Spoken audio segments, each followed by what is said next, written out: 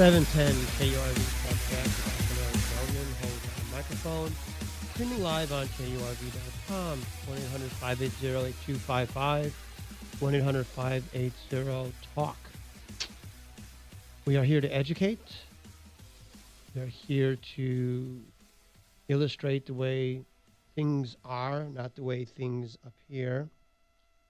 It's not a program for everybody, only for those willing to be educated. And it's unfortunate how many people have opinions so grounded in their psyche that they actually believe those opinions are valid simply because they have those opinions, or that those opinions coincide with other individuals' opinions equally as invalid. Population of a nation is divided into producer-consumers, and non-producer consumers. The traditional and historical purpose of government, from government's perspective, is to forcibly take products and the wherewithal derived from production from those who produce, and then distribute those products and the wherewithal derived from production to itself and to others that have no right to them, but from whom government derives political advantage. In this manner, the producers, who within a nation are the only significant source of independence from government and thus a potential threat to government, are weakened, while those profiting from the distribution of the wealth that the government has unjustly confiscated will continue their support for the government. This is how it functions. This is how nations function. The non-producer consumers include the political class and its bureaucracy, and a significant portion of the citizenry. The political class is the mainstay of all non-producer consumers, upon whose existence all non-producer consumers depend. Those of the political class are characterized by arrogance that stems from their narcissism and their self-perception of innate superiority. The bureaucrats are the unthinking drones mindlessly implementing the policies of the politicians. The political class is incapable of producing anything of value and maintains power by favoring and fostering a population of parasites inhabiting every level of the economic stratum through dependency-producing programs such as public welfare and every other thing associated with that. Attorneys, judges, police, and the military aid the political class in their endeavor. Government regulations on the producing class are imposed and followed through intimidation directed via the system of jurisprudence and supported by the use of force, if necessary, by the police and military. The productive element includes those actually producing, aid in production, and those who are potential producers. This productive element is the major source of independence within a nation and a constant threat to government, and thus must be constrained and closely watched. As a productive segment is the single pillar supporting all society, the oppression is not aimed at the elimination of the producer class, only at its diminution. The producers are kept under control by having their strength sapped by government parasitism, including taxation, regulation, and mandates imposed through intimidation and the threat of force. Government attempts to achieve a balance between producers and parasites. The producers cannot become too strong or numerous, for that would threaten government survival, but the producers must be allowed to exist at some level to support the rest of the nation. However, as regards the members of the political class, ignorance follows on the heels of arrogance, and thus the balance is usually shifted well over to benefit the parasitic class, particularly government itself. This government-sponsored imbalance between producers and parasites explains the abject poverty found in most nations governed through centralized control. For the political class, the destitution of the citizen and nation as a result of the oppression of the producer class is a price well worth paying in order to maintain power.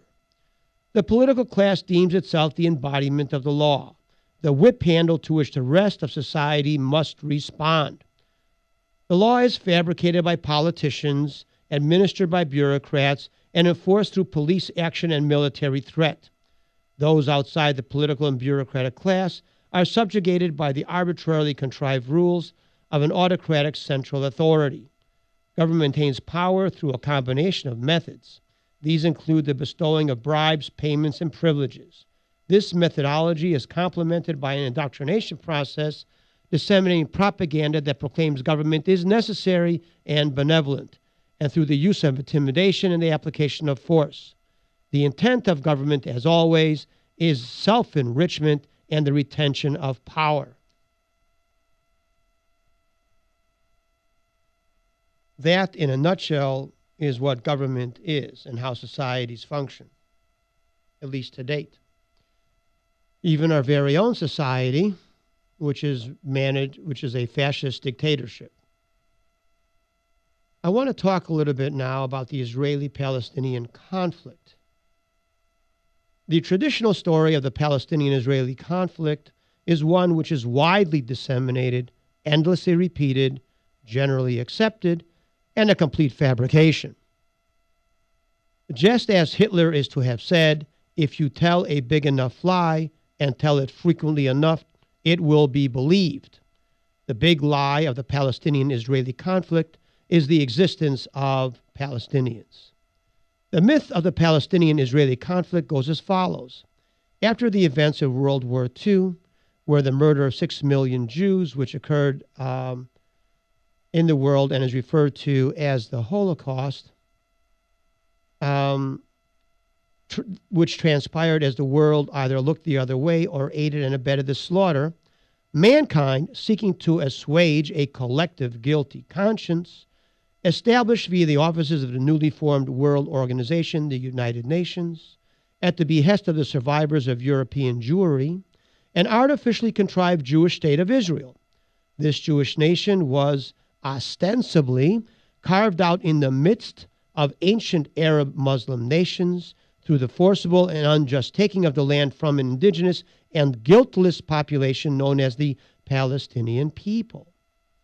This absurd concoction is now accepted mythology, accepted as fact by the ignorant and the prejudiced, and disseminated by the useful dupes and fellow travelers in government, the media, and system of education, promoted by those motivated by virulent anti-Semitism.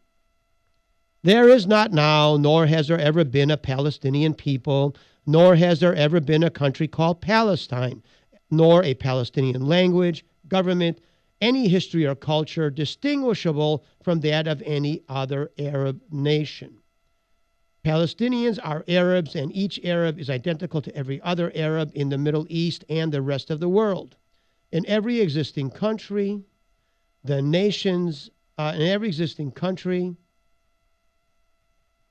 population is populated by the indigenous population. Every Arab existing today, regardless of present location, had ancestors originating in the Arabian Peninsula. There is not now, nor has there ever been, nor will there ever be, any justification for the creation of a Palestinian state based upon historical claims. We have this call from John, 7 KRV. Thanks for calling, John. Okay, well, like in the Middle Ages, they went over there and they tried to conquer the Arabs. Who's they? The Catholic Church. Conquer the Arabs? What Arabs? There were no Arabs there. No, there were Muslims there. No, there weren't. What are you talking about? The Muslims weren't even created until 6th century A.D. The Christians were there. The Christians were there since 300 A.D. Yeah, the Christians were there. Yeah. Yeah, okay, I agree with you there. I get a little mixed up once in a while. Okay. So the Christians were there, and then later on, there always was just the Arab Peninsula where the Muslims were. No, there were no. Palestine- Look. Arabs were there before Muslims. Remember, Arabs have been around Arabs for were thousands there of years. The before Muslims were created in the 6th century, at the end of the 6th century A.D. Right. Okay? So Palestine cannot become a state. Well, there's no such place as Palestine. Remember, No, there Palestine, the region referred to as Palestine was created in the 1st century A.D., 500 years before the birth of Muhammad. Right. So that would take care of that. That would take care of that. And, all right. So then I agree with you on every point you're bringing up. Glad to hear it. Anything All right. else? That's it? No, that's it. Okay, thanks for calling. There is not now, nor has there ever been a Palestinian people, nor a country called Palestine or anything like that. The Arabian Peninsula is enclosed on the west by the Red Sea and the Sinai, on the east by the Arabian Gulf, in the south by the Arabian Sea, which is an extension of the Indian Ocean, and in the north by old Syria and part of Iraq. The area is estimated between 1 and 1.25 million square miles. The first Arabs arrived in the region that is now called Israel as part of the Islamic hordes that would engulf most of the Middle East, much of Eastern Europe and Northern Africa and Spain in the 7th century A.D. By that time, the Jewish presence in the Middle East had been in existence for 2,000 years, and Christian presence had been there for over 300 years, brought in under Constantine, British emperor, who created Constantinople, today Istanbul. Based on ancestral claims, not only is Israel a legitimate state, it is the most legitimate state of all the states in the region. The first Arab arrived 1,500 years after the building of the first temple, which was built in Jerusalem by Solomon in the 10th century B.C. The Bible, written over 3,000 years ago, details the history of the Jewish people and the ancient state of Israel. Within the Bible are mentioned geographical locations which can be found within the present borders of Israel. The Dead Sea Scrolls, found in Israel in 1947, have fragments of the Bible within it, which were written at least 2,100 years ago, 2,700 years prior, at least 2,100 years ago, 1,500 years prior to the birth of Muhammad. The Quran, on the other hand, makes no mention of Jerusalem or Israel or gives a name to anything in the region. Israel, as a consequence of internal conflict, separated into two regions after Solomon's death in 922 B.C., the northern state called Israel, the southern state called Judah. Assyria conquered the northern kingdom in 722 B.C. Babylonia conquered the southern kingdom sometime later. Babylonia destroyed the first temple in 586 B.C. after conquering the southern kingdom. Persia then subsequently conquered Babylonia and allowed the Jews who had been dispersed to return to Israel. And at that point, the Hebrews created the second great temple in 515 B.C. All this is documented through various historical documents. Persia was subsequently conquered by Alexander the Great in 363 B.C., and the Greek Hellenistic Empire dominated the region for another 30 years.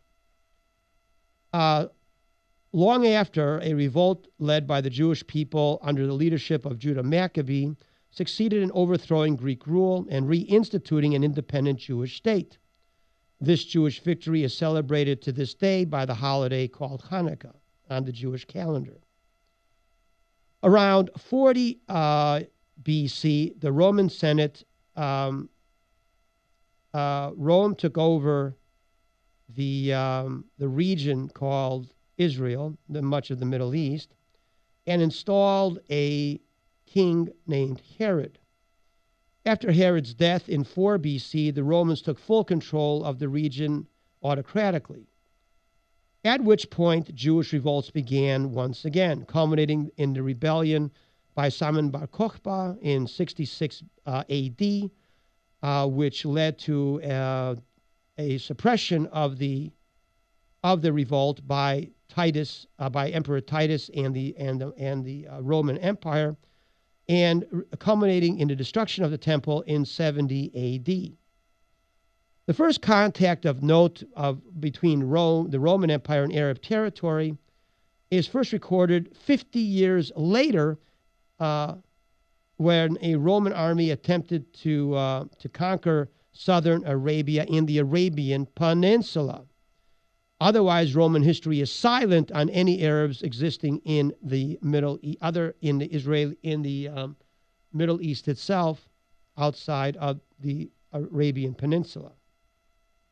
In 63 A.D., as stated, the Roman army destroyed the Second Temple, and this is commemorated in the Arch of Titus, which one can see in Rome today, in which is denoted the carrying away of the spoils from the temple, including, illustrated is the menorah, the eight candlestick holder of the that was taken from the destroyed Second Temple. That Second Temple has a remnant of a single retaining wall, which today is called the Wailing Wall. In the year 330 A.D., the Roman Emperor Constantine created the eastern capital of the Roman Empire in the ancient city of Byzantium, in the country that is now referred to as Turkey. The new Roman capital will become known as Constantinople, named after the emperor. The Christianity became legalized as the official religion of Rome in the year 313 A.D. The fall of the western capital, which was centered in Rome in 410 B.C., resulted in Byzantium becoming the new center of the Roman Empire, which lasted over 1,000 years. All these events are part of recorded history. The term Palestine originated independently of any immigration of peoples, but was arbitrarily given not by Arabs, but by the Roman administration, which was merely in 70 A.D., which was merely a tactic used by the conquerors seeking to quell any further unrest. The name of the region was changed from Israel to Palestine, meaning the land of the Philistines, rubbing salt into the wounds of the Jewish population by naming their country after a long defeated and hated enemy, the Philistines. Therefore, Palestine is known as the land of the Philistines, not the land of the Arabs or of the Muslims. This was an artificially created region, did not reference any existing ethnic group or nationality. The name Palestine came into existence nearly 450 years before the birth of Muhammad and more than 500 years before the first Arabs appeared in the region. If there ever were a people that could be referred to as Palestinian, it would be those Jews who lived in the region at the time and who continue to exist there today. The name Palestine, on the other hand, disappeared with the fall of Rome in 410 A.D., 150 years before the birth of Muhammad and the founding of Islam, and the term would not reemerge for another 1,500 years. There were neither Arabs nor Muslims in the region at the time, and certainly no ethnic Palestinian population. The only constant in the region was the ever-present Jewish population. The Quran bears not a single mention of Jerusalem, while the Hebrew Bible mentions Jerusalem 669 times. The Arabs, as stated, first entered the region with any significance at the head of conquering Muslim hordes in the 7th century A.D., years after the death of Muhammad, displacing by that time the ruling Christian societies which had remained after the fall of Rome. By that time, the Christian societies had been there more than 300 years. All the Arabs in the region and every Arab in the world originated from that ancestral Arabian Peninsula home. Today, even those referred to erroneously as Palestinians are the same people that populate every other Arab nation. They all have the same origins, having arrived at the same time as all the other Arabs of that region, which now populate the region 1,700 years after the original founding of Israel. The Arab armies under the descendants of Muhammad conquered the Middle East, northern Africa, much of Europe, including Spain, slaughtering and subduing native Christians and others, thus beginning the largest slave trade in history, occurring with hundreds of thousands of Christians being sold into slavery by their Arab Muslim conquerors. Arab Muslims are recognized and remain recognized today as the largest slave traders in recorded history. In 1099 AD, Christian crusaders coming not from Byzantium, but from Western Europe, which were the kingdoms created after the fall of Rome, managed to retake Jerusalem and some surrounding areas wrested from Arab Muslims. In 1187, however, Jerusalem fell once again to Arab Muslims, led by the Kurdish general Saladin. By 1291, the last of the Crusader strongholds, Acre, up in northern Israel today, had been destroyed by Arab Muslim forces.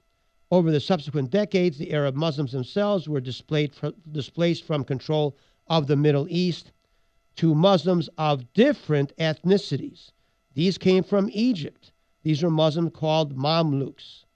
In the 13th century, another group of Muslims, once again non-Arabic Muslims, came from the Asian area around Turkey and to the north and to the east. And these people were called the Ottomans. They were the Ottoman Turks.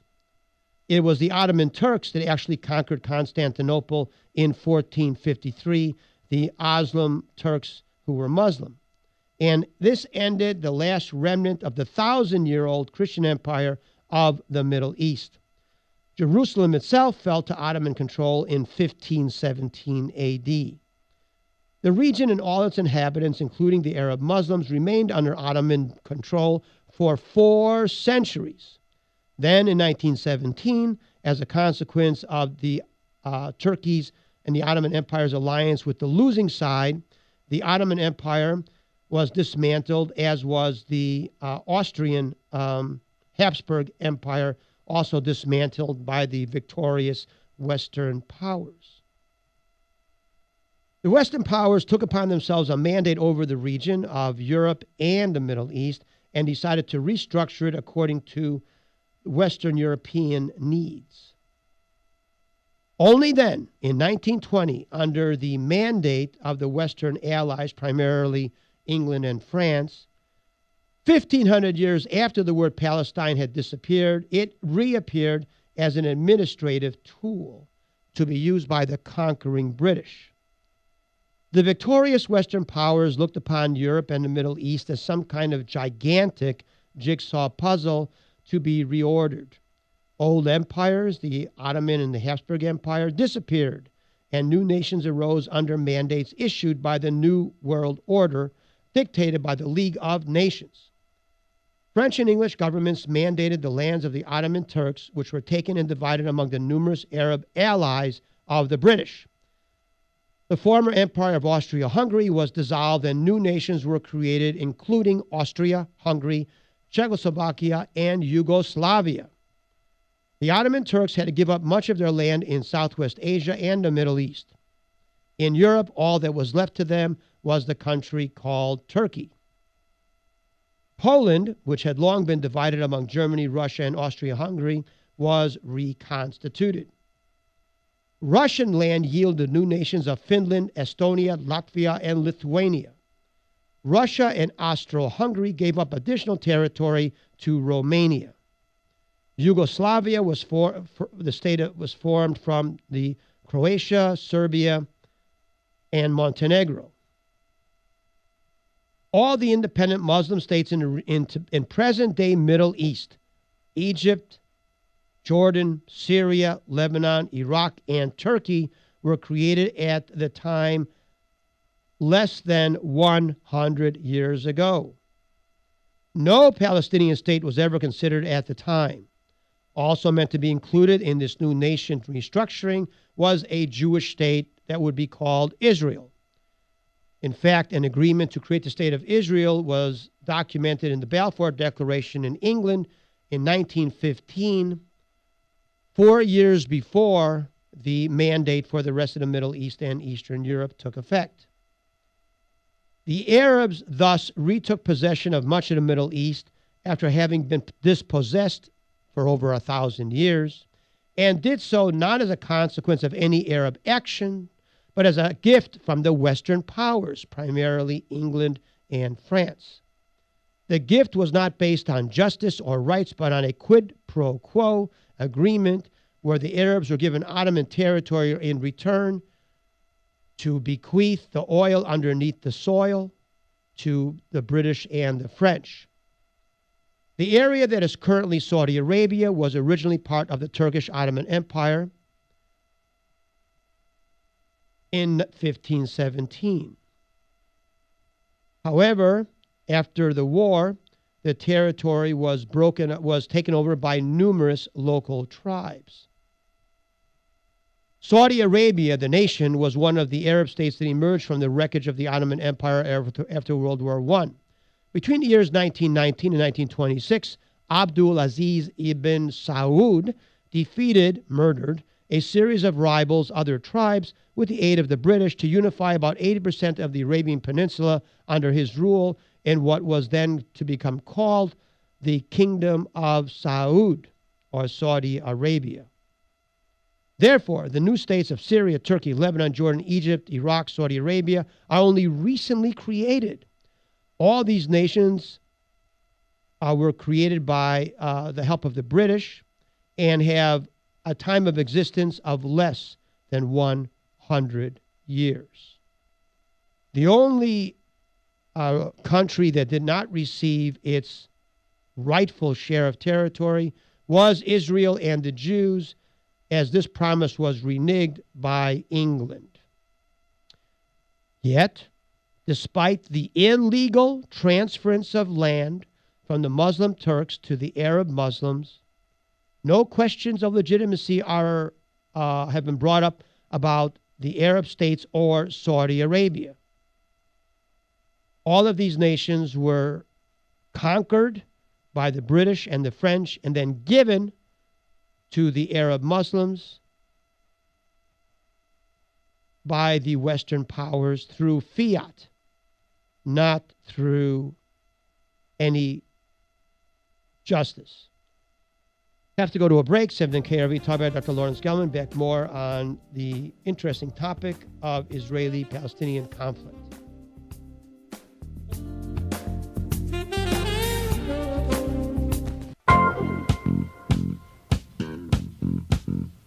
We're back, 7 KRV. We're talking about Arab-Israeli conflict and the truth of it, not the nonsense you often hear through these exalted stations.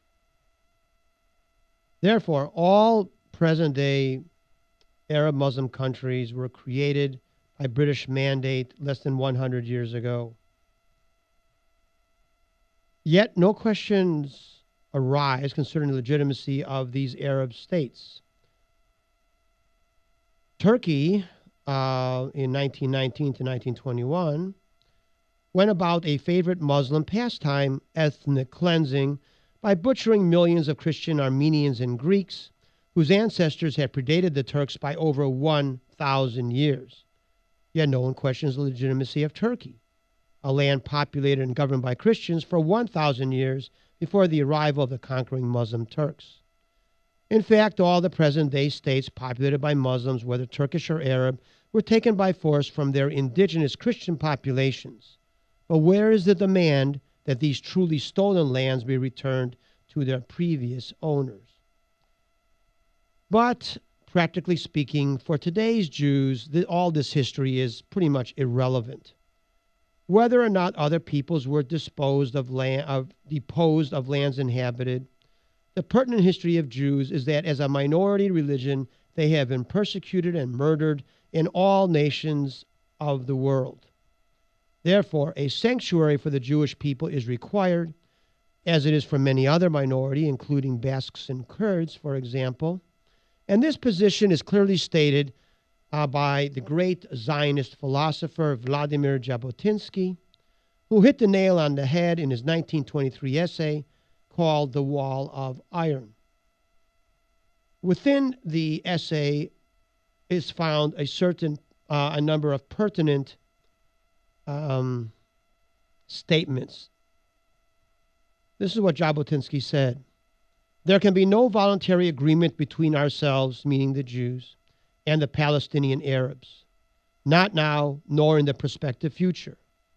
I say this with such conviction, not because I want to hurt the moderate Zionists. I do not believe that they will be hurt, except for those who were born blind.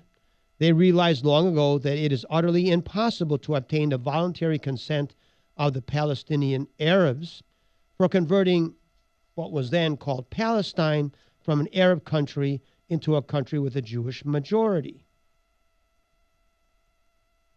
Jabotinsky said, my readers have a general idea of the history of colonization in other countries. I suggest they consider all the precedents with which they are acquainted and see whether there is one solitary instance of any colonization being carried on with the consent of the native population. There is no such precedent. The native populations, civilized or uncivilized, have always stubbornly resisted the colonists, irrespective of whether they were civilized or savage. And it made no difference whether the colonists behaved decently or not. The companions of Cortez and Pizarro, as some will remind us, our own ancestors, the Jewish ancestors, under Joshua, behaved like brigands. But the Pilgrim Fathers, the first real pioneers of North America, were people of the highest morality, who did not want to do harm to anyone, least of all the Red Indians. And they honestly believed that there was room enough in the parties both for the paleface and the redskin. Yet the native population fought with the same ferocity against the good colonists as against the bad. Every native population, civilized or not, regards its land as its national home, of which it is the sole master, and it wants to retain that mastery always. It will refuse to admit not only new masters, but even new partners or collaborators. Colonization can only have one aim, and Palestinian Arabs cannot accept this aim. It lies in the very nature of things, and in this particular regard, nature cannot be changed. This does not mean there cannot be any agreement with the Palestinian Arabs. What is impossible is a voluntary agreement. As long as the Arabs feel that there is the least hope of getting rid of us, meaning the Jews, they will refuse to give up this hope in return of either kind words or for bread and butter, because they are not rabble but a living people. And when a living people yields in matters of such vital character, it is only when there is no longer any hope of getting rid of the Jews, because they can make no breach in the iron wall. No, not till then will they drop their extremist leaders, whose watchword is never. And the leadership will pass to the moderate groups who will approach us with a proposal that we should both agree to mutual concessions. Then we may expect them to discuss honestly practical questions, such as a guarantee against Arab displacement or equal rights for Arab citizens or Arab national integrity. And when that happens, I am convinced that we Jews will be found ready to give them satisfactory guarantees so that both peoples can live together in peace like good neighbors. But the only way to obtain such an agreement is the iron wall, which is to say a strong power in Palestine that is not amenable to any Arab pressure. In other words, the only way to reach an agreement in the future is to abandon all idea of seeking an agreement at present. From 1920 to the present, the newly created Arab states functioned as independent nations, while the region's Jewish population remained disenfranchised. Justice for the Jews would have to wait as fate engulfed the Jewish people in the ensuing Holocaust. The true character of the Arabs is manifested by that conflict. The Mufti of Jerusalem, Amin al-Husseini, for example, volunteered his services to Hitler to help in the extermination of the Jews. He met with Hitler and other Nazis, offering the services of the Arabs towards extermination of the Jewish people, not only in the Middle East, but anywhere else Hitler desired. Nazi alliance with the Arabs could have had nothing to do with territory, but with the mutual enmity of Arab and Nazis alike towards Jews. Hitler sent the Mufti to Croatia to create a division of Croat Muslims, whose mission it was to kill Jews in the Balkans. No conversations between the two dealt with the creation of an Arab-Palestinian state. None of this could have had anything to do with the creation of an Arab-Palestinian state, as there was no Israel at the time. All that was discussed was the best method to exterminate Jews. What had Croatia to do with the Middle East? Nothing. At the same time, there was no Palestinian-Israeli issue since there was no independent state of Israel. The Arabs were in control of the region under British. The Arabs were under essentially autonomous control under a British mandate. The hatred of Arab states towards Jews transcends geographical boundaries. It is a manifestation of Muslim hatred for Jews and, in fact, of all Muslims. Amin al-Husseini resided in Berlin for the duration of the war's duration. In 1945, the United Nations replaced the League of Nations, and all the mandates of the League of Nations were transferred to the United Nations in Section 80 of the UN Charter. The British mandate of 1918, which encompassed much of the Middle East, was included in that charter transfer. The term Palestine, a reference to ancient history, is a word meaningless to Arabs and Muslims, but re-entered the lexicon of diplomacy as an administrative tool independent of any existing people or ethnicity. There was no such thing as a Palestinian even as late as 1920. The territory referred to as Palestine was located on either side of the Jordan River and comprised about 65,000 square miles of territory. What many seem ignorant of today is that the region today called Jordan constitutes 76% of the territory which in 1920 was referred to as Palestine. Why are there no demands that Jordan also be considered land to become part of a Palestinian state? It was from this region that a Jewish and Palestinian state, a state for Arabs of the region that were living in the region referred to as Palestine, were to become established by 1948, the conclusion of the mandate. Remember, there's no independent state of Palestine at the time. However, Britain in 1946, realizing the mandate was rapidly coming to an end and desiring to solidify its position in the Arab world, illegally transferred the land east of the Jordan River, which constituted 77% of Transjordan, to his political ally, King Abdullah of the Arab Hashemite tribe. Ignoring the League of Nations mandate, Britain's illegitimate action left only the remaining 23% of the land west of the Jordan River to be divided into an Arab and Jewish state consisting of the indigenous populations in that region. This illegal transference of land by the British to the Hashemite left for the Jewish people only 1/4 of the land originally designated for the state of Israel, and only 1/4 of the land originally designated for the Palestinian people for their Palestinian state. Though 88% of the land originally mandated for the state of Israel had been taken and given to the Arabs, the Jews nevertheless raised no objections. In fact, neither did anyone in any Arab nation raise objections to the theft of 77% of the land that was earmarked to create a Jewish and Palestinian state in the land referred to as Palestine for the indigenous peoples of that region. The only continuing opposition to allowing this tiny sliver of land being given to the Jews for a state of Israel was by the Arabs themselves. They did not care about the land taken by the Hashemite tribe or all the other land stolen, and no one cared about the land stolen from the Turks. It only seemed to be of interest for the land that was going to be given to Israel, which constituted a mere 8,000 square miles of territory. On November 29, 1947, the United Nations recommended both a Jewish state and an Arab state be created in the remainder of the mandated territory west of the Jordan River, and that Jerusalem be an internationalized city.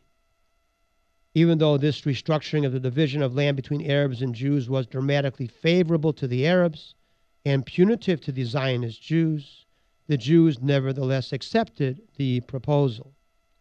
The Arabs rejected it, though 88% of the territory was to fall into Arab lands, as did 100% of the rest of Muslim Turk territory, Arab territory, fall into the hands of the Arabs. Britain, now firmly allied with the oil-rich Arabs, and despite having illegally ceded 77% of the territory to Arabs in contravention to the League of Nations mandate, was not finished in its perfidy, continuing to impede Jewish immigration to the Jewish portion of the remaining 23%, a policy begun in 1939 by the anti-Semitic British, which blocked Jewish immigration, and only Jewish immigration, into the region. The British did not place any restrictions on immigration into the region by Arabs or any other peoples. Britain unconscionably blocked entrance of Jews into the Middle East, knowing full well the planned Holocaust of Adolf Hitler. This was not enough for the British. They murdered Jewish settlers, blew up Jewish ships laden with Jewish refugees, and incarcerated tens of thousands in concentration camps in Cyprus. Israeli underground forces, led by Menachem Begin, the future Prime Minister of Israel, led an insurgency which ultimately would drive the British out of Palestine. Israel declared its independence by both ancestral and legal rights following a more legitimate path than the path taken by Turkey, Lebanon, Jordan, Iraq, and Syria. Menachem Begin is often accused of being a terrorist and is used as an excuse to justify Arab terrorism. Yet the Irgun and Menachem Begin never targeted civilians, women, or children, which are favorite targets of Arab terrorists. It was only Israel's rights to existence which were questioned and denied. The United Nations ratification was little more than a rubber stamp of an obligation ratified 30 years prior. It simply was the fulfilling of the original League of Nations mandate, which was its obligation. Despite Israel having been formed in the same process as that of all its surrounding Arab neighbors, only Israel's legitimacy was being questioned. Why? Simply because they're not Arabs but Jews. Whereas the Arabs were handed their nations without having to fight for them, Israel was required to fight a national war of existence for what was really rightfully theirs. Though Israel had willingly accepted the creation of all other Arab nations and non-Arab Muslim states and Christian Lebanon, the Arabs refused to reciprocate. The United Nations resolution called for the withdrawal of British forces and termination of the mandate by August 1st of 1948, and the establishment of the new independent states by October 1st, 1948. In a communication to the United Nations, the Palestinian Commission, dated 19 January 1948, the Arab High Committee for Palestine stated that it was determined to persist in rejection to the partition and in refusal to recognize the United Nations resolution with disrespect and anything deriving therefrom, referring to the creation of the State of Israel. It was the passing of the United Nations resolution which marked the beginning of the 1947-1948 civil war in Palestine. The British, during their 8-month withdrawal, continued its perfidious policy of obstructionism to the legally mandated Jewish state, manifested as refusal to allow an interim government by those who would occupy the land. The British feigned neutrality in Israel itself, but for all practical purposes, the Arabs were permitted to create a government and to prepare for conquest unobstructed as they could do so in the surrounding Arab sovereign nations of Egypt, Lebanon, Syria, and Jordan. The British not only allowed for Arabs to organize its armies in territory not occupied by the British, but helped arm and train the Arab military itself, a luxury not afforded to the Jews. In the 8 months from the announcement until the withdrawal of British troops, England's policy was to allow infiltration by armed Arab militants, to train Arab military units, to allow continuing attacks against Jews in Palestine by armed Arab thugs, to prevent the immigration of Jewish people, to block the bringing in of weapons for Jews, while at the same time permitting immigration by Arabs and permitting the importation of arms and allowing the creation of Arab armies and an Arab government for Palestine and the region in the surrounding Arab nations. The Arabs and the British acted in concert with the intention of striking at Israel, which had been denied the opportunity to prepare a defense. The Jewish people were left to fend on their own. The partition resolution was never suspended or rescinded. Thus, Israel, the Jewish state in Palestine, was born on May 14th as the British finally left the country under force of Jewish freedom fighters. When the British left, 5 Arab armies from Egypt, Syria, Transjordan, Lebanon, and Iraq invaded Israel. Their intentions were declared by Azam Pasha, Secretary General of the Arab League, who said, "It will be a war of annihilation.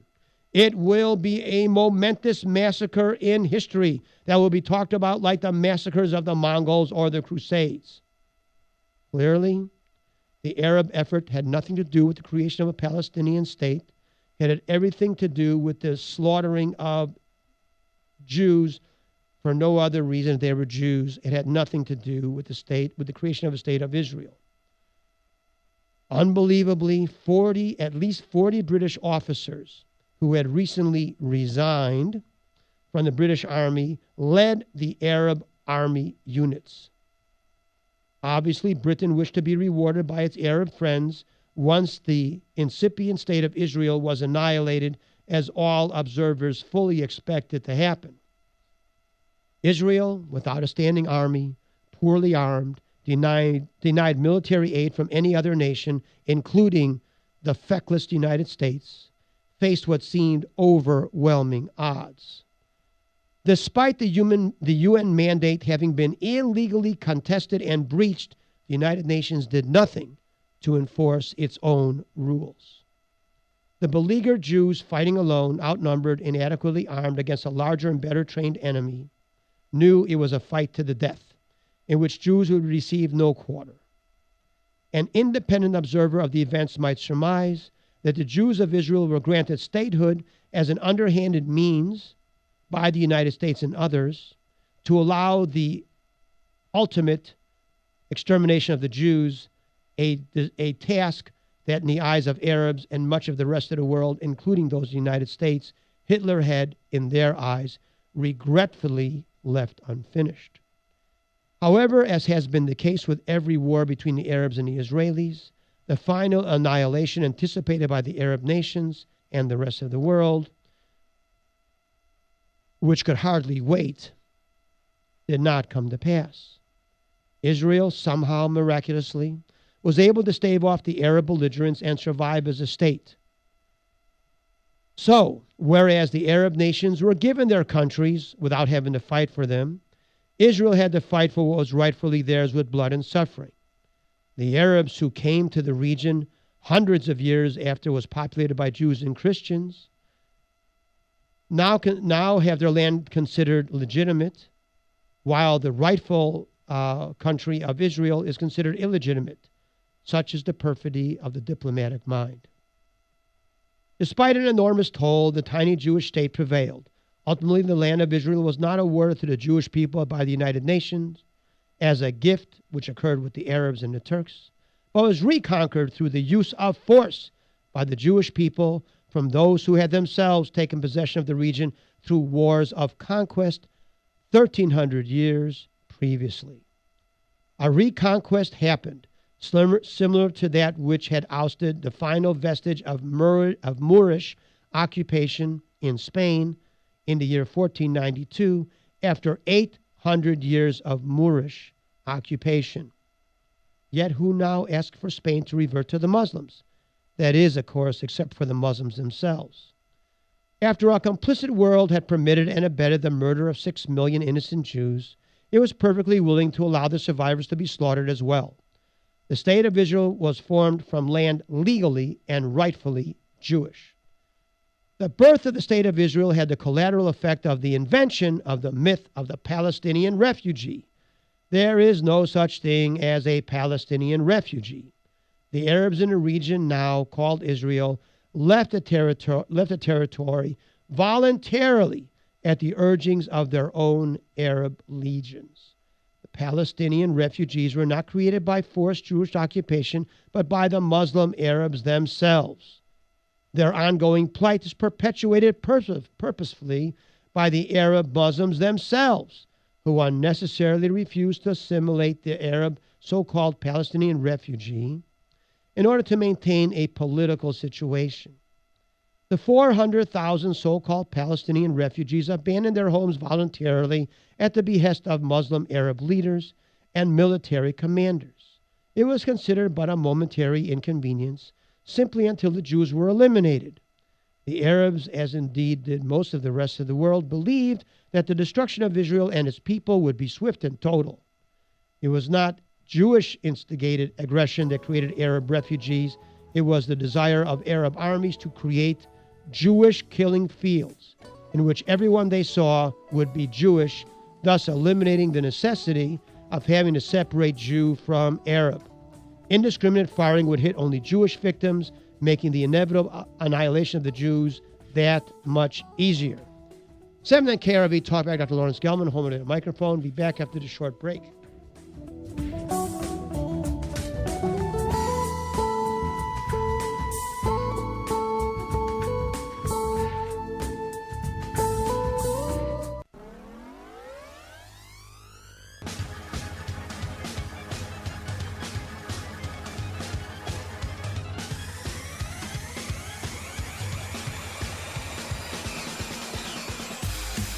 We're back, 7 KRV, streaming live on KURV.com, 1-800-580-8255, 1-800-580-TALK.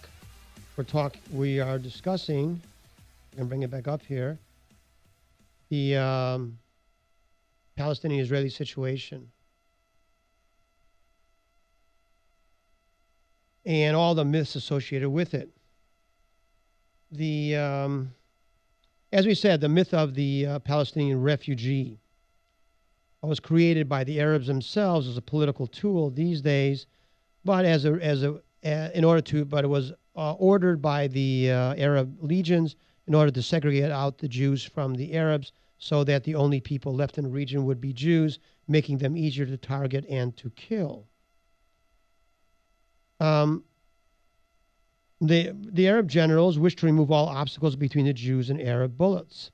They felt themselves justified in their prediction of the outcome, as indeed it was the same opinion held by the rest of the world. Ironically, the so-called refugees did not fall under democratic Israeli control, but were under control of the Arabs themselves and resided in Arab-controlled West Bank and Gaza.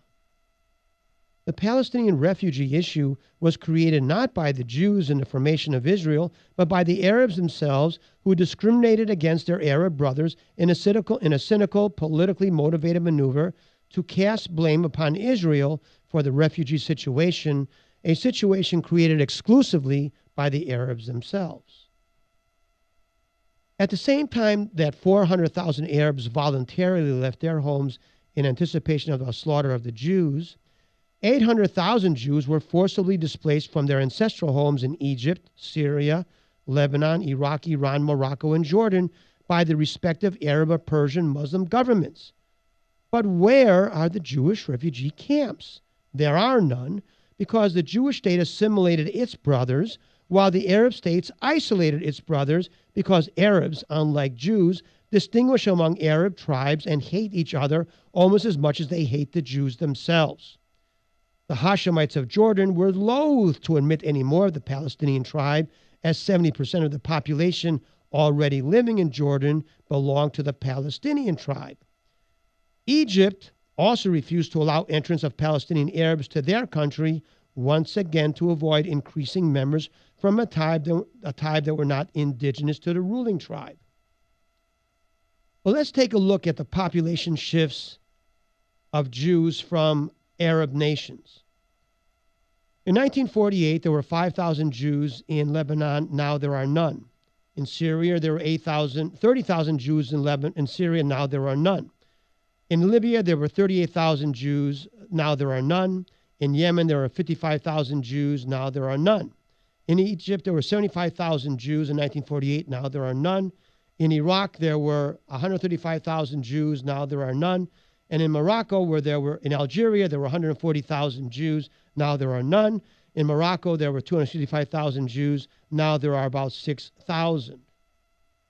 Therefore, between 1948 and 2001, nearly 900,000 Jews were displaced forcibly by their Muslim governments, more than double the number of so-called Palestinians that were displaced.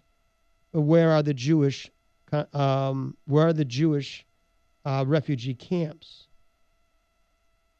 It is not just the Jews who have suffered under the Arab Muslims, but all other religious minorities in the Middle East as well. What has happened to the Christians of the Middle East and of Lebanon? What is happening to the Coptic Christians of Egypt? What has happened to the Christians of Iraq now that they're under Muslim rule? Where are the Christians of Afghanistan? Where are the Christians in all the other nations of the world that are run by Muslims? There aren't any. Where are the Christians of Saudi Arabia?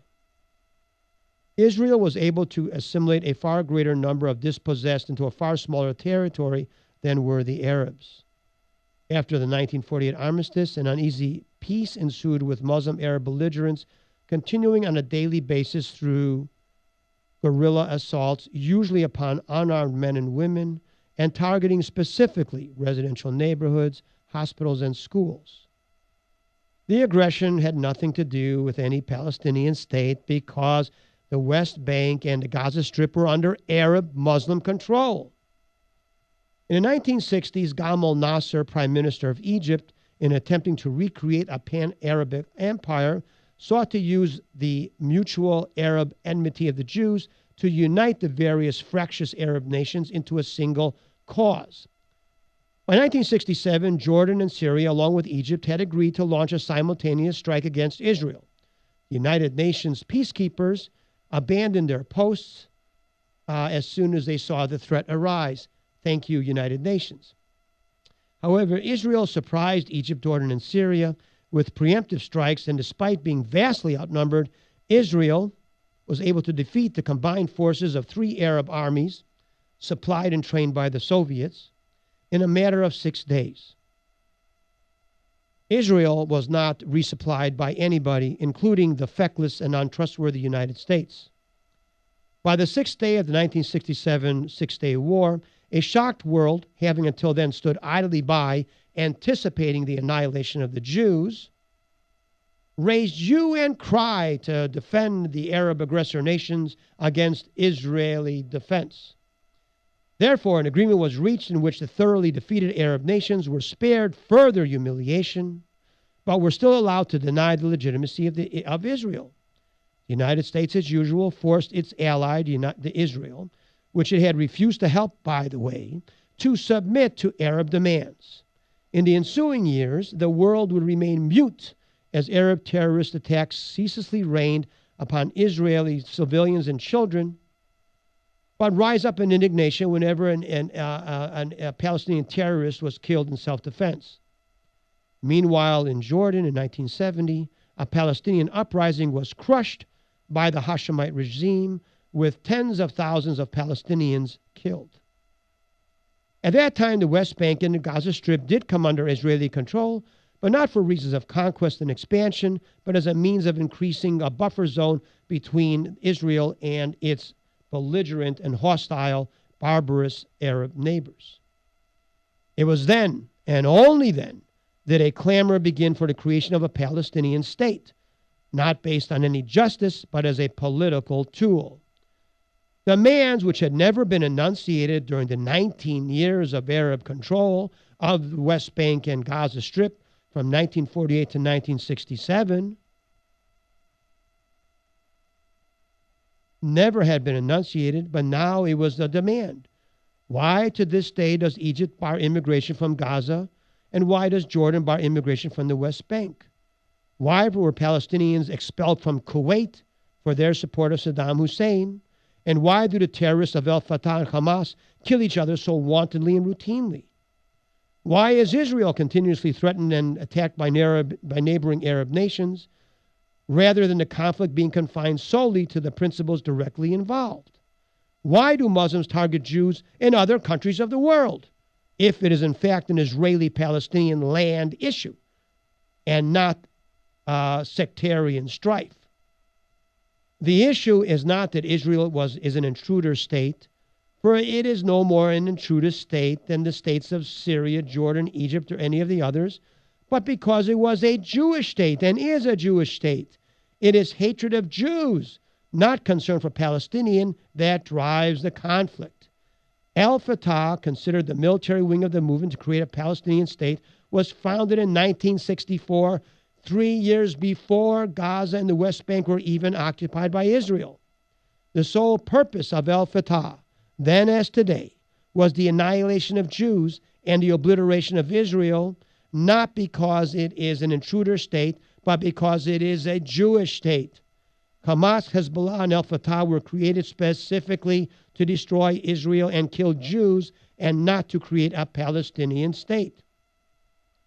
In 1973, the Arabs once again attempted another assault against a non-aggressor Jewish state, Israel. One must try to imagine a society such as that of the Muslim Arabs, whose sole reason for existence is to murder Jews and other non-Muslims, whose every waking breath, every thought, aspiration, desire, and goal of life is to murder non-Muslims. The Arabs by then had been fully rearmed by their Soviet allies and felt confident that this time they would prevail. Though Israeli military leaders warned the political leadership that the vast military buildup of Egypt and Syria on the border was in preparation for an inevitable strike, feckless and useless Prime Minister Golda Meir and her stupid Chief of Staff Moshe Dayan, following in the footsteps of the other Jewish leaders in Poland and Hungary who previously had led their people into the gas chambers, offering no resistance, took a position of better not to annoy the enemy by daring to defend oneself. They refused, the Israeli leadership, political leadership refused, not only a preemptive strike, but prevented a general mobilization of reserves. Israel's false friends in the United States, led by President Nixon and Secretary of State Henry Kissinger, actually threatened Israel with a cutting off of aid if they should take an overt defensive posture. Israel foreign policy was being dictated by Richard Nixon and Henry Kissinger. Israel political leaders, like most stupid leaders who are political, believing their own press after the great victory in 1967, felt they could risk permitting the Arabs to initiate an assault, confident that it would be easily repulsed, thereby proving once and for all to the world which side was the true belligerent, as if proving to the world made any difference, as if the world had done anything to lift a finger to stop the slaughter of 6 million Jews a mere 35 years before. Had the leaders of Israel so soon forgotten a callous world, a heartless world, a belligerent world, and a cowardly world? How could they have forgotten so soon the murder of millions of their brothers and sisters, as the world not only refused to lift a finger, but went out of its way to help the Nazis succeed in their loathsome task? The answer to this question of Jewish amnesia was a resounding yes. They had indeed forgotten. Thus did they join the pantheon of all those Jewish leaders who had betrayed their own people in the 1930s and before. So more forlorn voices could join the echoes of thousands of years of a tragic Jewish existence. The world, following long tradition, desired the extermination of these most troublesome Jews. The Egyptians and Syrian armies, supported by their Soviet allies, launched the attack in October of 1973 on the holiest Jewish day of the year, Yom Kippur. The effectiveness of the attack launched by Egypt and Syria surprised the unprepared Israeli army. In the early stages of the assault, the Arabs made great gains, easily crossing the Suez Canal and advancing on the Golan Heights. Calls for ceasefire by the beleaguered Israel nation were ignored as the Arabs advanced and made significant inroads. The Arab armies were well equipped and continuously resupplied by the greatest Soviet shipment of armaments in their entire history. 65,000 tons of munitions went to Arab armies. The United States' response was nil. Israel managed, through incredible valor, sacrifice, and verve, to turn the tide, and the Israeli Defense Forces successfully beat back the Arab armies, launching a counterattack, and were on the road to Damascus and Cairo in the process, surrounding the entire Egyptian Third Army with the ability to annihilate it in short order. It was then and only then that the world, including the United States, swung into action, now that it was the Arabs who were faced with imminent annihilation and no longer the Jews. An immediate ceasefire was demanded, and Israel, in one of its numerous inept political decisions, agreed to do so without asking for any concessions from their Arab barbarous neighbors. 2 weeks after the war ended, the first shipments of arms, already bought and paid for, arrived from the United States into Israel.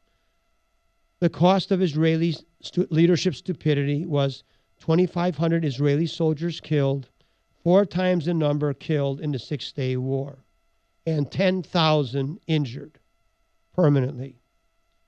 Moshe Dayan and Golda Meir sacrificed as many scapegoats as they could in order to salvage their miserable political careers, including the blameless and heroic military chief and hero, David al-Azhar, who alone kept his head during the conflagration and who was thus sacked by the scapegoating Golda Meir and Moshe Dayan.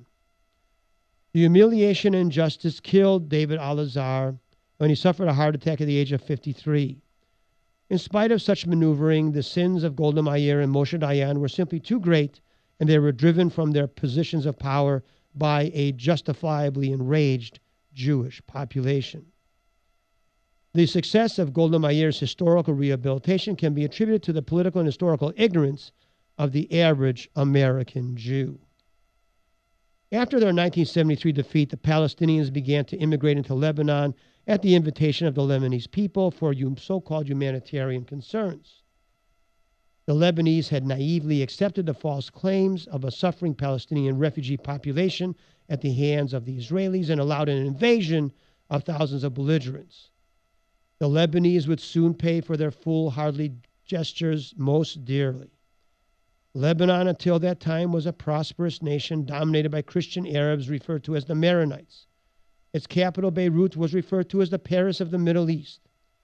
Once the Palestinians and their leader, Yasser Arafat, nephew of the infamous Nazi ally, the Mufti of Jerusalem, Amin al-Husseini, Arafat, Egyptian-born, East German KGB-trained terrorist, had amassed sufficient population density to subvert Lebanese society and launch a catastrophic civil war in an attempt to overthrow their Lebanese benefactors.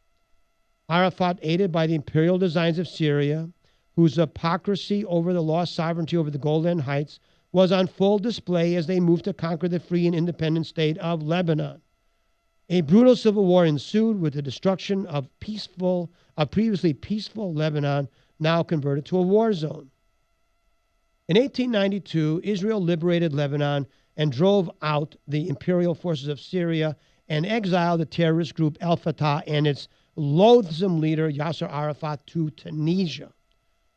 Lebanon experienced a brief rebirth as the Western world sent peacekeepers, and Lebanon elected the great Maronite Christian leader Bashir Gamayel.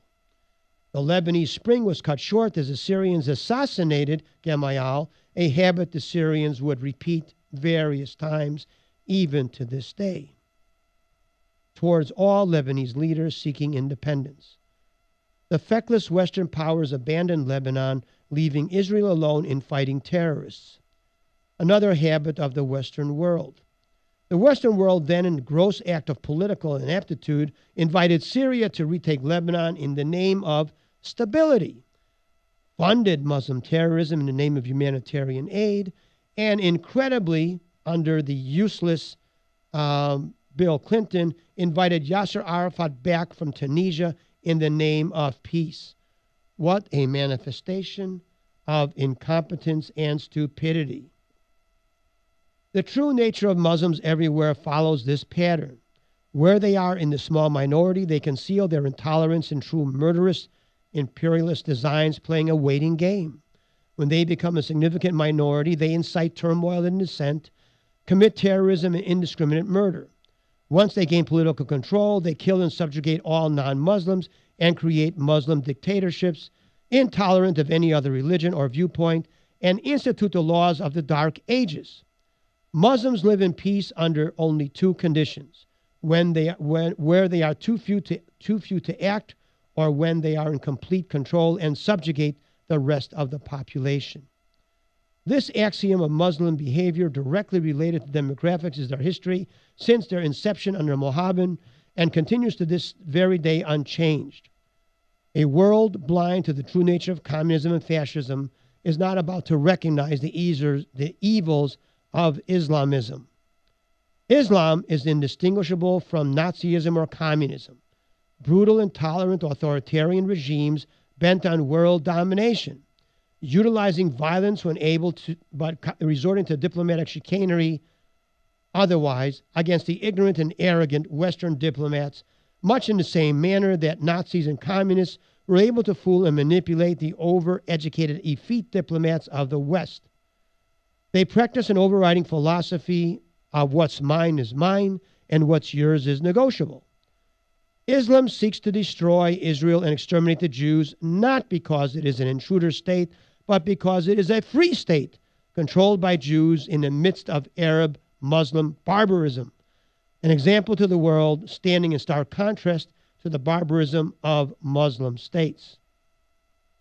And so the region remains in the present tumultuous state as much a consequence of incompetent foreign policy of Western Europe, and even more so the United States, as it is to Islamic imperialist design. A new Muslim tactic has arisen, however.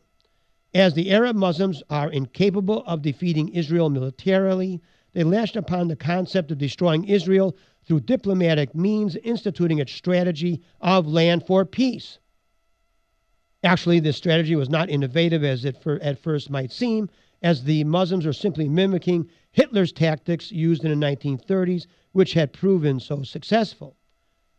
The communist Soviet Union and communist China also took advantage of the stupidity of Western diplomats to enslave millions. Why not use the same techniques against Israel?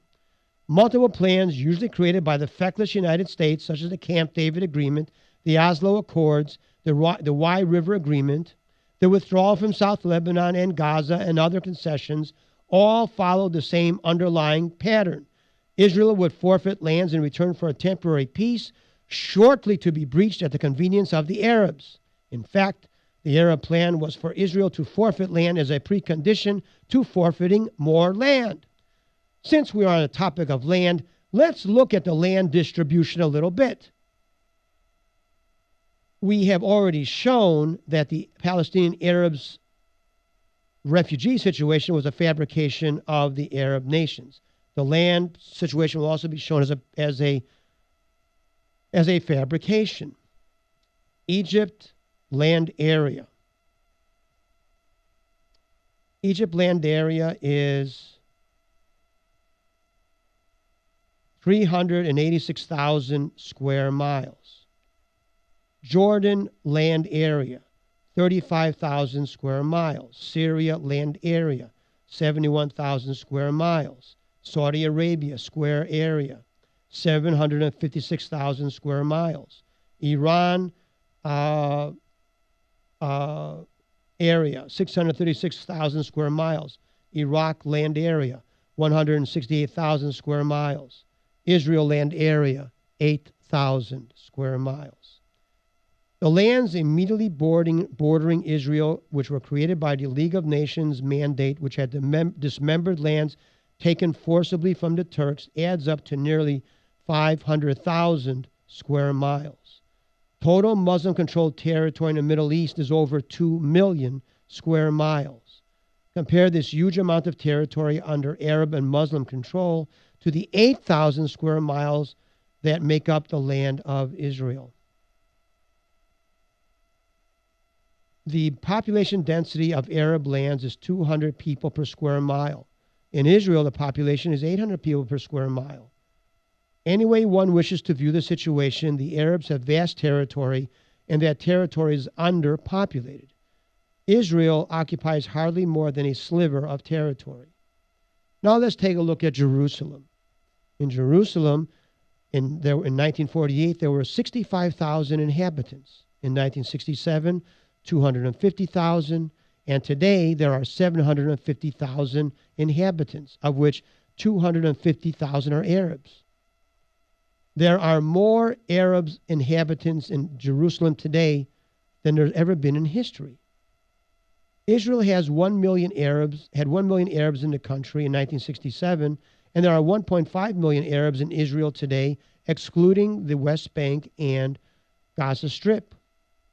There are more Arabs in Israel today and who own more land and property than they ever did before. The whole situation is just completely made up. Let's take a look at the character of the combatants. Whereas Israel wishes to live in peace with its neighbors, Muslims openly declare their wish for the destruction of Israel and the slaughter of Jews. Jews live in peace in all other parts of the world, while Muslims make war on every population they encounter, whether in Africa, Asia, Europe, or the Philippines. Jews have no territorial desires beyond their little sliver of land called Israel, whereas Islamists want to rule the world. Jews are prohibited by law of proselytizing, while Muslims forcibly convert non-Muslims and wish to kill or subjugate those who are not Muslims. Israel risks its soldiers' lives by denying them armor, artillery, and air cover if enemy civilians are in the region, but Arab Muslims and Persian Muslims use women and children as shields, whereas Islamists use churches, mosques, hospitals, schools, and residential neighborhoods to conceal and store weapons as well as launch strikes, knowing Israel will not fire on such structures.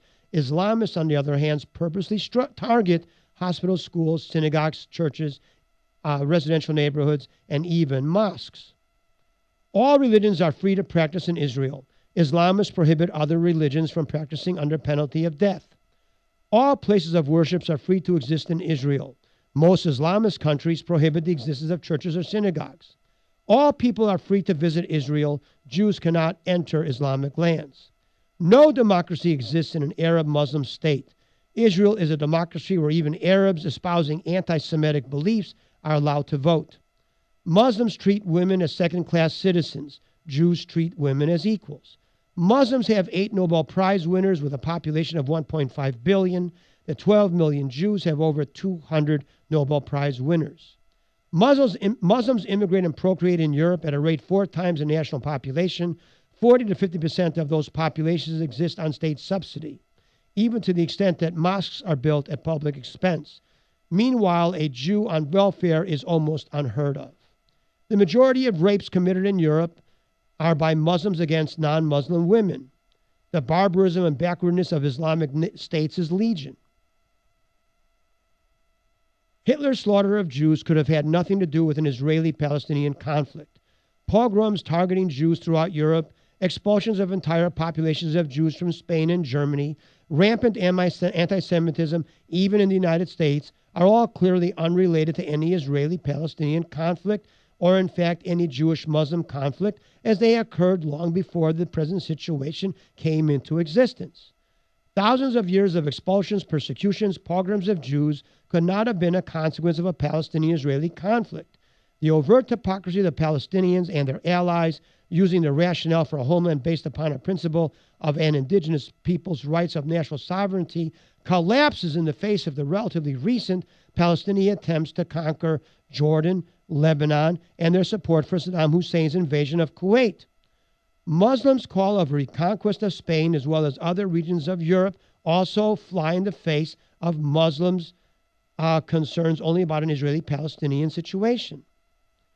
The Muslim call for reconquest of Spain, as well as other parts of Europe, prove this.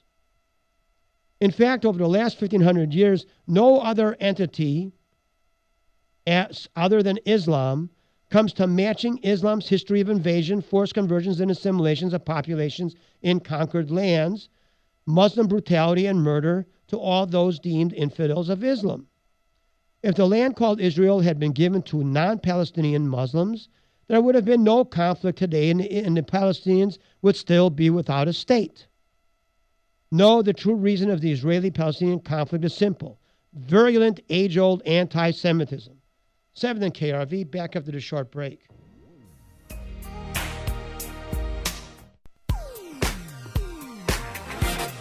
We're back. We're talking about the Palestinian-Israeli conflict. This is 7th and KURV.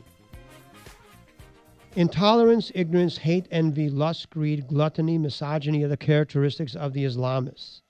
That is why not only Israeli Jews are attacked, but Jews the world over. That is why not only Jews are attacked, but non-Muslims as well.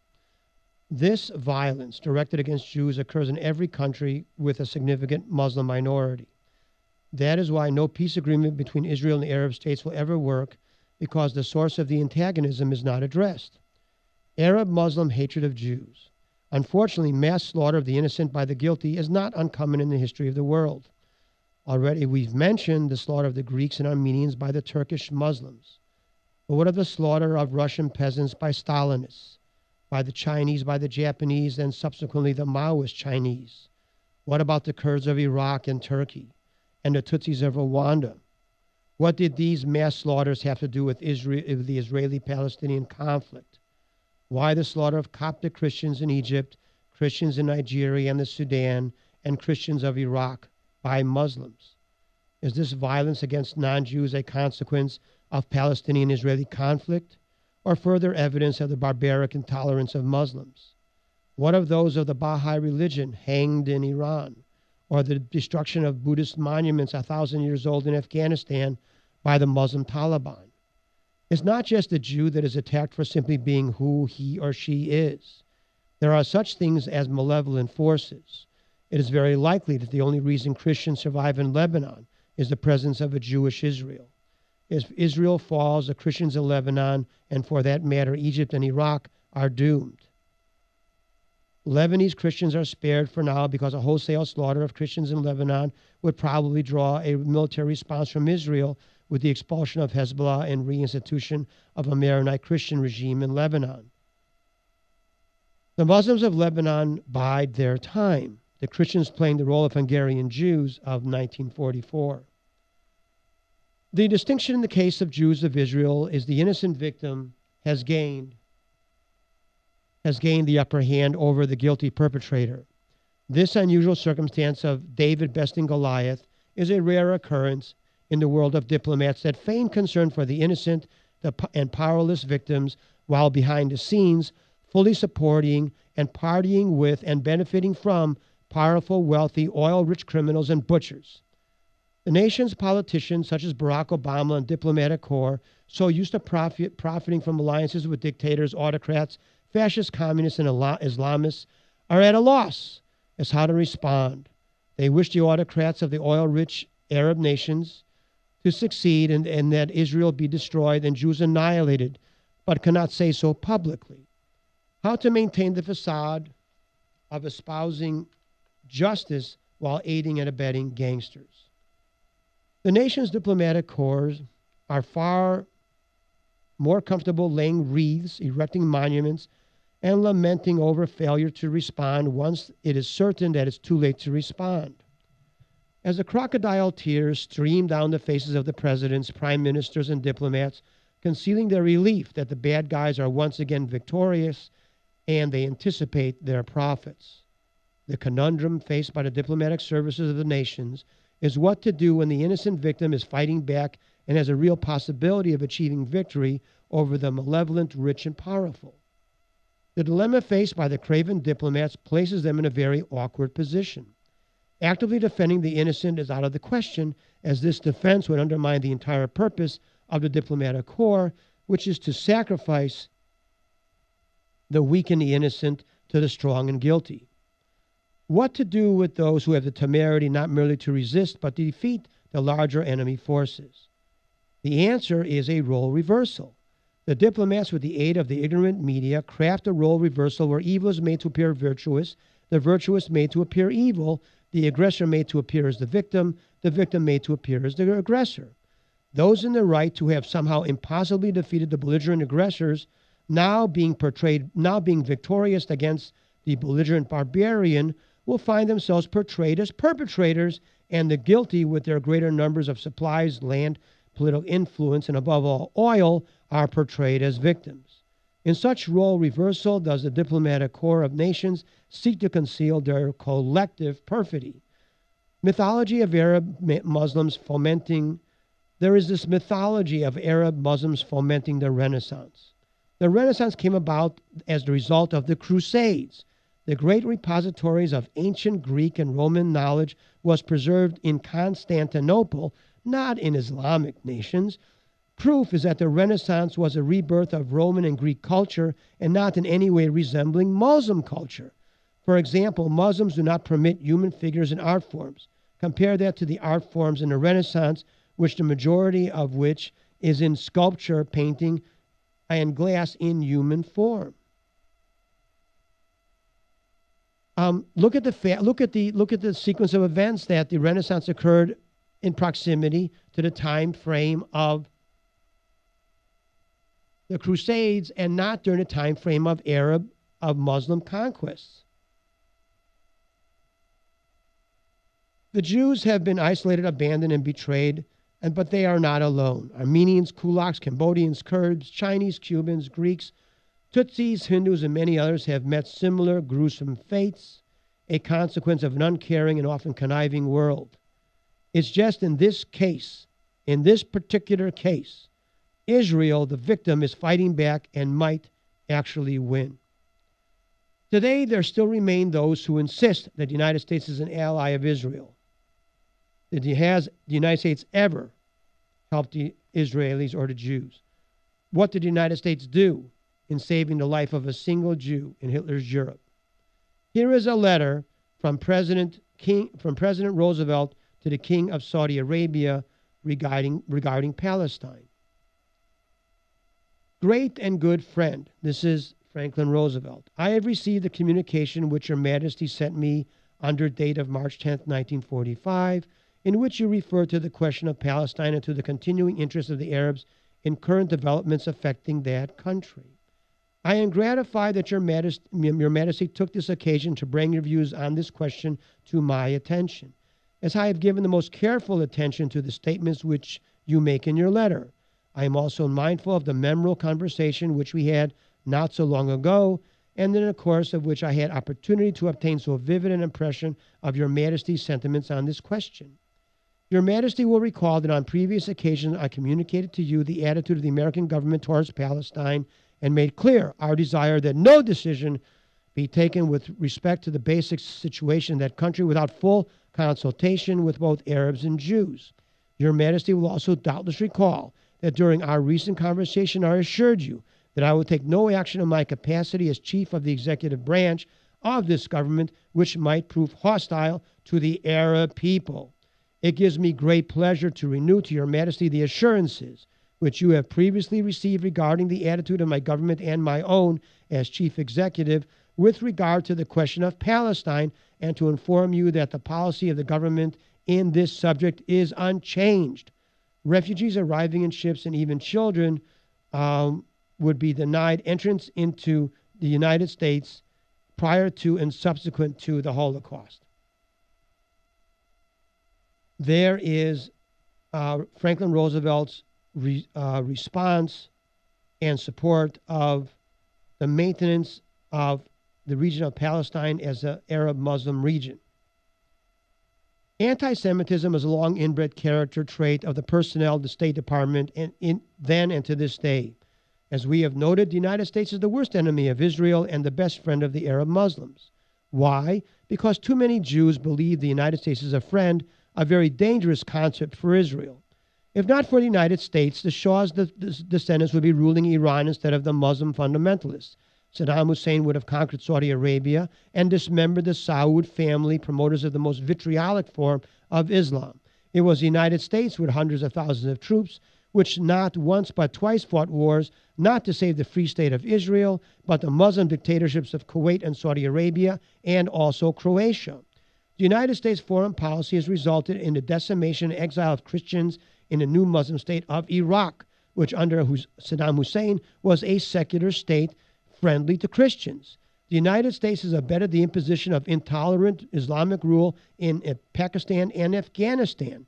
The United States has done so also in Egypt and Syria and in Libya. The United States slaughtered tens of thousands of Christian Serbs to spare a militarily defeated Muslim Bosnia. Bosnians and Croat Muslims had supported the Nazis in World War II, as had the Palestinians and all the Arabs for that matter. After the Christian Serbs were bombed into submission, the Muslim Croats and Bosnians destroyed hundreds of Christian Russian Orthodox churches. The United States has given billions of dollars to Egypt, Hamas, Hezbollah, and al-Fatah. The United States brought back Yasser Arafat and the PLO from exile and made an international hero out of Arafat. The United States is the biggest supporter of the anti-Semitic dominated United Nations. The United States, more than any other nation by far, has forced upon Israel the forfeiture of territory, the prohibiting of self-defense, the arming of Israel's enemies. This despite all of Israel's concessions and sacrifice of life, there is not a single piece of evidence that Israel has received any tangible benefit. The United States has sold out Israel at every turn. Even the World Trade Center attack was due to the United States' invasion of Iraq and Kuwait in order to save Saudi Arabia, which so incensed Osama bin Laden and the Islamists for having infidel troops in Saudi Arabia, home of Mecca and Medina, the two most revered Islamic sites. Not so coincidentally, the Saudis have given hundreds of millions of dollars to Bill Clinton, George Bush, and Barack Obama. The concept of the self-hating Jew. This is a diagnosis describing those Jews harboring anti-Israeli sentiments, believed a psychological malady, a consequence of a subconscious guilt complex for the so-called suffering of the so-called Palestinian people at the hands of the Jews of Israel. In fact, the actions of the self-hating Jew are conscious and purposeful and long predate the Palestinian-Israeli conflict. It is the latest manifestation of the Jewish councils of Poland and Hungary who collaborated with the Nazis for personal gain, and those Jews on the Jewish Council in Israel who collaborated with the anti-Semitic British in the 30s and 40s, also for personal gain. A collaboration which acquiesced to blocking Jewish immigration and even to the extent of betraying Israeli Jewish patriots to the British. Patriots such as Menachem Begin and Avram Stern, who was captured after betrayal and summarily murdered by British agents while handcuffed. Menachem Begin himself was almost murdered by Ben-Gurion at the behest of the British. The concept of Holocaust denial also denies its true target. Holocaust denial is irrelevant in an Ahmadinejad or his ilk. Denial of a Holocaust in the past pales in significance to potential of a future Holocaust.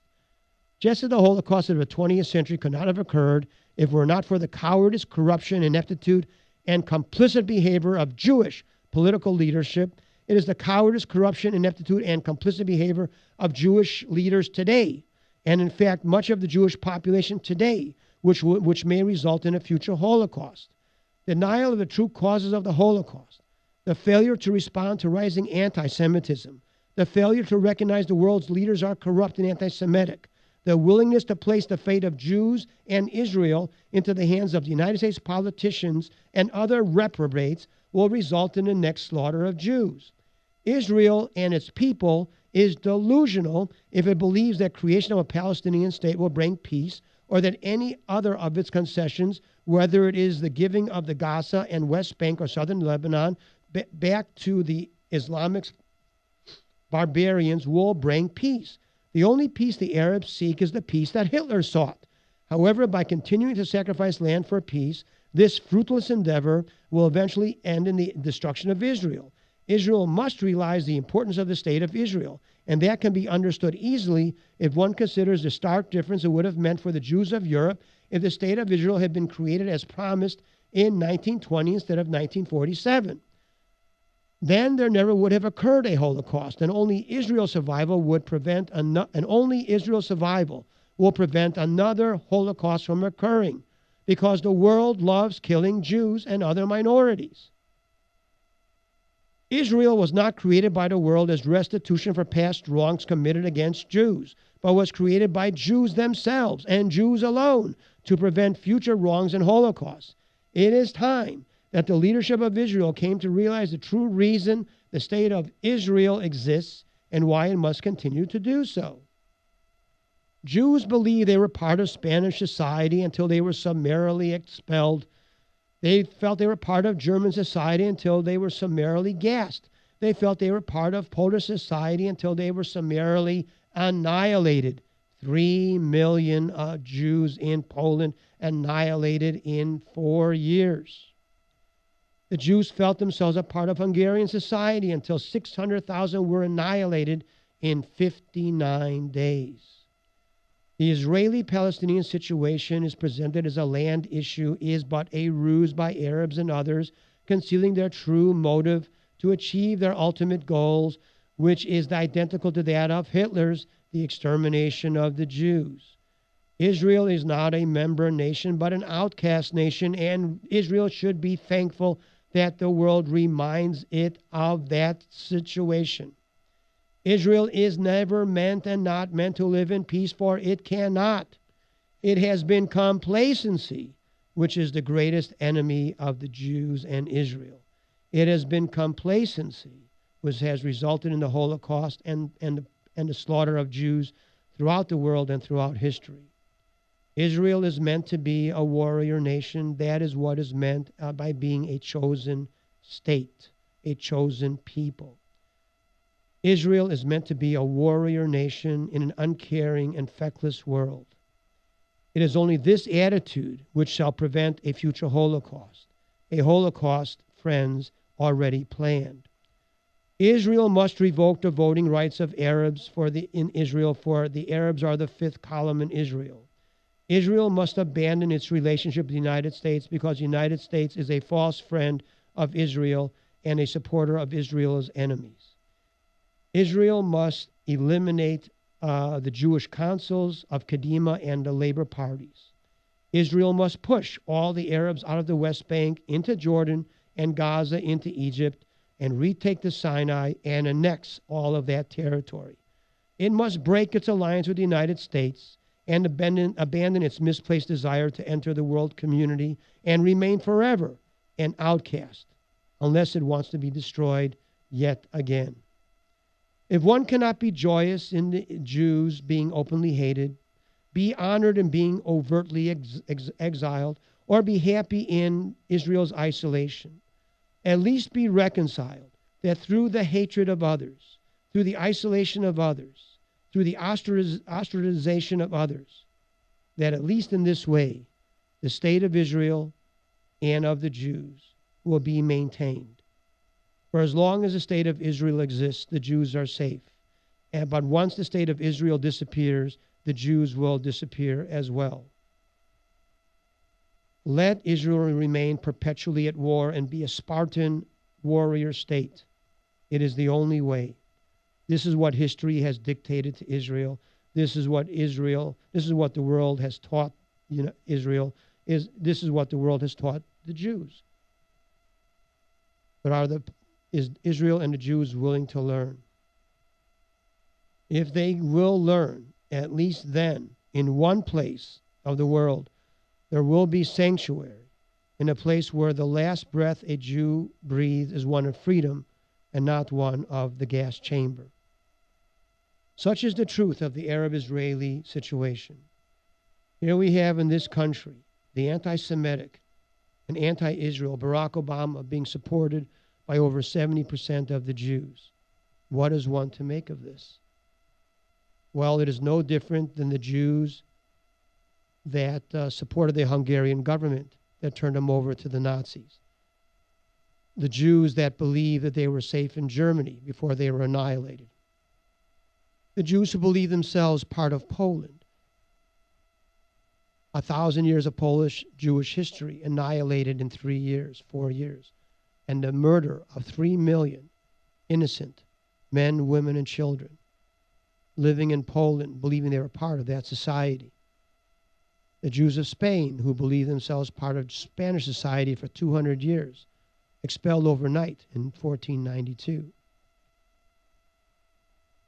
The Jews, like most minorities in the world, live a precarious existence.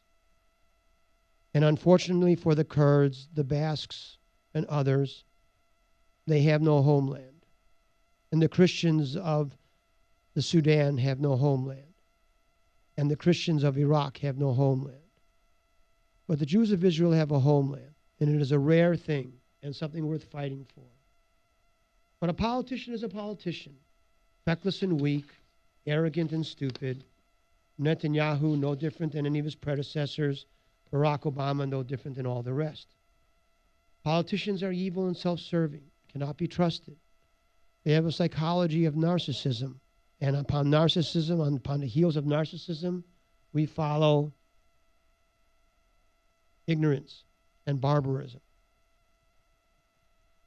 The politicians of the world are barbarians, and they lead their people to slaughter. The politicians in the world were not slaughtering their own people, are slaughtering peoples of the other world solely to preserve government. Government is evil, at times a necessary evil, but government only is meant to exist to provide a mechanism of national defense. But the national defense the government usually provides is the national defense that protects government against the nation. It is somewhat ironic that most of the peoples in the world that have been slaughtered by their very own governments. Those who populate governments are friendly with each other because they have the same psychological characteristics. They are gluttonous and greedy. They are filled with pride. They manifest sloth, and they demonstrate envy and jealousy. All governments and all politicians are evil, and we must not forget that. And when you want the politicians and the government to dictate how the nation should run, then the nation will run as a slave camp. Some people prefer to be slaves. They remain slaves because they feel comfortable with the minimal level of sustenance and security that being a slave provides, as long as the slave continues to work for the master. And in the United States, as long as we slaves continue to work for our masters, then we are allowed to live and function. But you cross the line, and the government will deal with you very harshly. Do we live in a free nation? Well, don't pay your taxes. Don't pay your sales tax. Don't pay your property tax. And see if you live in a free nation. You think we live in a free nation? Then take some cocaine or marijuana, and let's see if you live in a free nation. In every dictatorship, most of the people live unscathed by the government as long as they remain within the confines of the restrictions of the government. The people in dictatorial regimes, whether it's Soviet Union or Russia or Cuba, they are not overtly harmed by the government as long as they conform to government restraints. They cross what the government, or they do something the government doesn't allow, and the government puts a stop to it. Is this country any different? Of course not. We do not live in a free nation. We live in a fascist tyranny.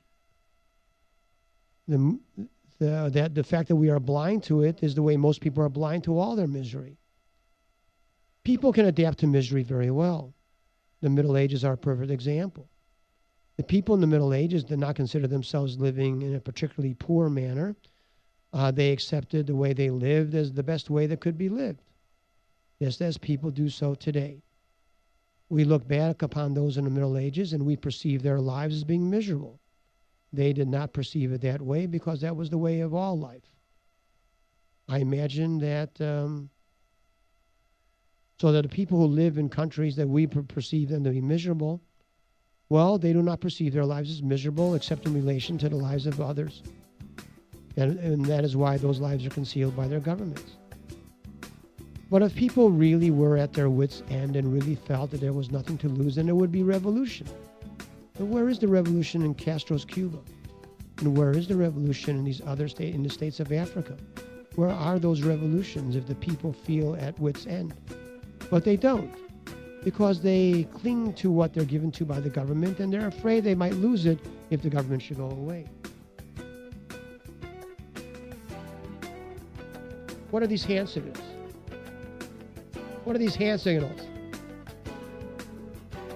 Time to wrap it up. Well, good, because I happen to be finished. What a coincidence. Anyway, the government is evil. 710 KRV, Talk Back, Dr. Lawrence Gelman. I'll be back next week. Thanks for listening.